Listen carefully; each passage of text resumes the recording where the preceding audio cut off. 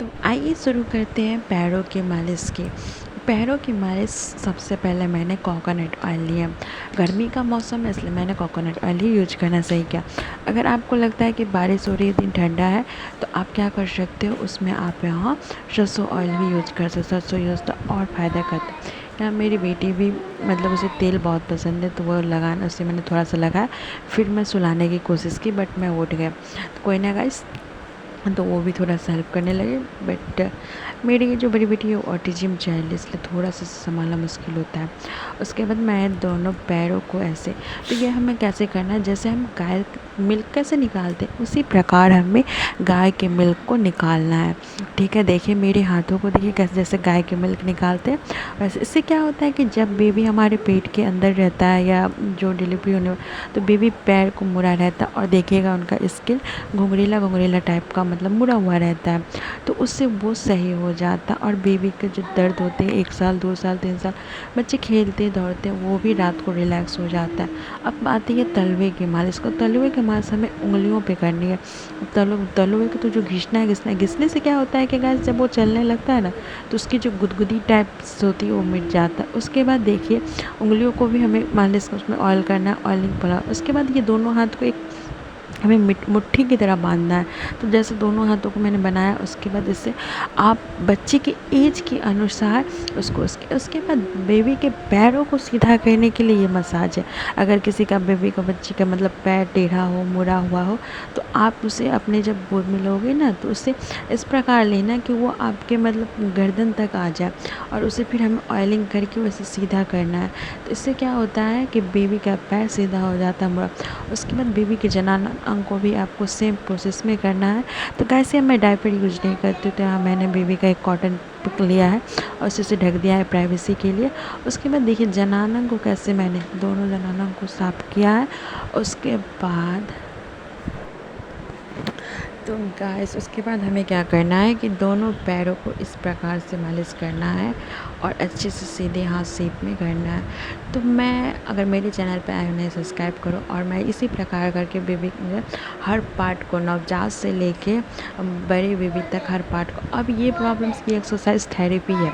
जब मेरी बेबी बड़ी थी, जब मेरी माही बेटी है, तो बेटी मेरी चलती नहीं थी 19 मंथ की, तब मैंने ये थेरेपी सेंटर गए थे, तो ये थेरेपी उन्होंने मुझे सिखाया था और मैंने 1 मंथ ही कंटिन्यू किया था इस थेरेपी को। तो उसके बाद क्या हुआ, मेरी बेबी अच्छे से चलने लगी। जो बेबी घुटनों के बल नहीं चलता, या 19 मंथ 20 मंथ हो चुका है, तो उनके लिए ये वीडियो काफ़ी फ़ायदेमंद है। और ये थेरेपी, अगर आप इस थेरेपी को और अच्छे से देखना चाहते हैं, तो मेरे चैनल पे कमेंट कीजिए, सब्सक्राइब कीजिए, लाइक कीजिए। मैं आपको ये therapy A to Z free में दूंगी, बदले में आपको लाइक सब्सक्राइब करना है। तो फ्रेंड्स, इस थेरेपी से क्या होता है, बेबी क्या अच्छे से चलने लगता है, और ये पैरों की एक्सरसाइज काफ़ी ज़रूरी है। और दूसरा, ये एक्सरसाइज गैस के लिए यहाँ थोड़ा सा डिस्टर्ब हो गए थे, बट क्या करें, मैं डायपर यूज नहीं करती हूँ, इसलिए मैं सोच रही हूँ डायपर ले लो ये वीडियो बनाने के लिए। अब यहाँ बेबी के सुसु पॉइंट को ऑयलिंग करने का, तो मैं प्राइवेट पार्ट तो नहीं दिखा सकती हूँ क्योंकि बेबी प्राइवेसी है। उसके बाद यूट्यूब के भी प्राइवेसी के लिए तो ये रिकमेंड नहीं करता है। तो बेबी किस प्रकार प्राइवेट पार्ट को आप दोनों जनानों को ऑयलिंग कीजिए, फिर प्राइवेट पार्ट कर, उसके बाद उसमें ऑयल कीजिए 1 मिनट। अब देखिए यहाँ दोनों भी मेरा सोया हुआ है, मैं सोने के वक्त ही वीडियो बना रही हूँ क्योंकि आपको जनाना है। उसके बाद बेबी जब जागे रहेगा तो वो मेरे मुझे वीडियो बनाने नहीं। तो अब फिर हम दूसरी बार ऑयलिंग लिए और फिर से वो ऑयल बेबी के बॉडी में अब्जॉर्ब कर दिया। बॉडी में अब्जॉर्ब करने के बाद दोनों हाथ से बेबी को, यहाँ मेरा फ़ोन गिर गया सॉरी, तो फिर यहाँ दोनों हाथ से मैंने बेबी को ऑयलिंग करके, उसके बाद फिर मैंने वही प्रोसेस अपनाया, ब्लिंकिंग शेप। ब्लिंकिंग शेप करने से क्या होता है, बेबी में ब्लड सर्कुलेशन पैदा होती है, बेबी जो भाग दौड़ करता है वो आराम होता है, वो अच्छी नींद लेके सो पाता है जितने भी बेहतर। और मैंने यहाँ थोड़े से मेरे तलवे के वीडियो, थोड़ा सा कैमरा ऊपर नहीं जा पाया, तो मैं आपको नेक्स्ट वीडियो में ये तलवा वाला मैसेज शॉर्ट वीडियो में मैं अपलोड कर दूँगी। तो यहाँ मैं बता देती हूँ कि तलवे को मैं घिसना है, जैसे मैंने आगे के पार्ट में बताया था उसी प्रकार। उसके बाद दो बेबी के पैरों को मतलब ऑयलिंग करना है, जो उंगलियाँ होती हैं ना उसमें ऑयलिंग करना है। तो क्या होता है कि जो सटी सटी उंगलियाँ होती हैं ना वो फकत होता है, जो फंगल इन्फेक्शन होता है ना बारिश के दिनों में, उंगलियाँ सटी होने की वजह से वो प्रॉब्लम्स दूर हो जाती है। तो मैं वहाँ वही करके दिखा रही हूँ, बट वीडियो में अच्छे से आ नहीं पाया है, इसके लिए माफ़ी चाहती हूँ। उसके बाद बेबी को फिर वही मुट्ठी करके चारों साइड से अच्छे से मालिश करना है और फिर दूसरे रूम में भी पैर में भी वही मालिश करना है।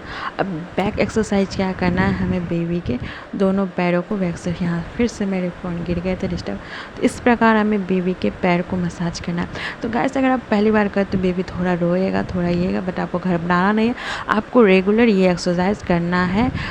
दिन में हो सके तो 2 से 3 बार बिना ऑयलिंग, बिना मालिश के। अगर बेबी चलने में प्रॉब्लम कर रहे हैं तो आप ये एक्सरसाइज कीजिए, मैं 100% गारंटी देती हूँ बेबी। उसके अंदर बेबी बम का मालिश ये भी बहुत ज़रूरी है, क्योंकि बेबी ना, न्यू बॉर्न बेबी ना हमेशा सोती रहता है, तो हम भी अगर कहीं 1 घंटा 1.5 घंटा बैठ जाए तो हमारा भी दर्द देने लगा। ठीक बेबी का भी इस प्रकार ही बम दे रही हैं। तो यहाँ बेबी थोड़ा सा जाग गया था, फिर मैंने उसे थोड़ा कंफर्टेबल फील करवाया। उसके बाद अगर मेरे चैनल पर आए तो लाइक सब्सक्राइब करना, दोनों भी यहाँ सो गया। Good night, love you.